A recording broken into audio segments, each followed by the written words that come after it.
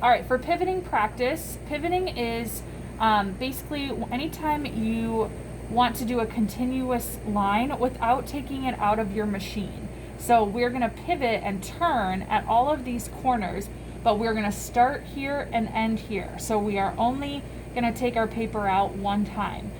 Every time we're gonna turn the corner is called a pivot. So we're gonna use the 1/4 of an inch again as our guide. So I'm gonna put the paper in and just start by lining that up on the right hand side. Okay, and then I'm gonna watch that line instead of the needle. I'm gonna start and back stitch, and then go all the way down.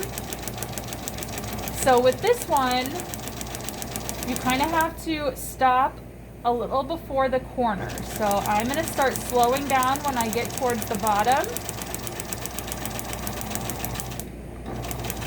All right, so what we want to do is we want to turn with the needle down in the paper, but I want it about a 1/4 of an inch from this bottom line so that my seam allowance stays the same all the way around. So I can tell it's probably a little bit bigger than a 1/4 of an inch. I'm gonna actually not use my foot to control it anymore. I'm just gonna use the hand wheel and maybe go one more stitch.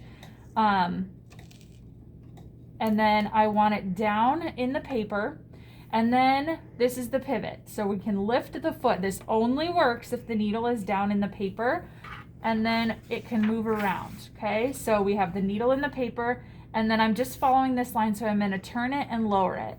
So what you can see is it's not quite right at the edge of the foot, so I maybe need to go one more stitch. So this is why we always stop early and just check it. So I'm gonna actually go back, and then I'm gonna go one more stitch, needle down, and then let's check that again. So that is much better. So now we're right on the edge of the foot, and now I'm gonna go to this corner and do the same thing.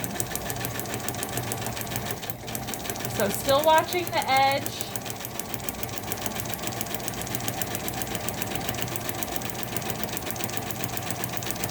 And then I'm gonna slow down, do a couple stitches by hand, needle down, let's check this. Still too far away. So I'm gonna go back, needle down, that looks good, and continue.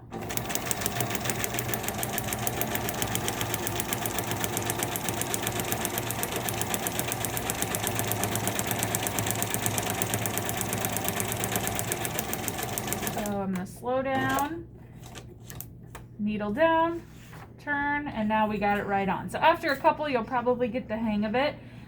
So to make this not super long video, you're gonna keep going. So you'll follow all the way around, keep pivoting, needle down at all the corners, and you're gonna end here and back stitch. So I'm gonna be kind of looking at your corners, making sure that it is a 1/4 inch consistently all the way around, and that you are back stitching at the beginning and at the end.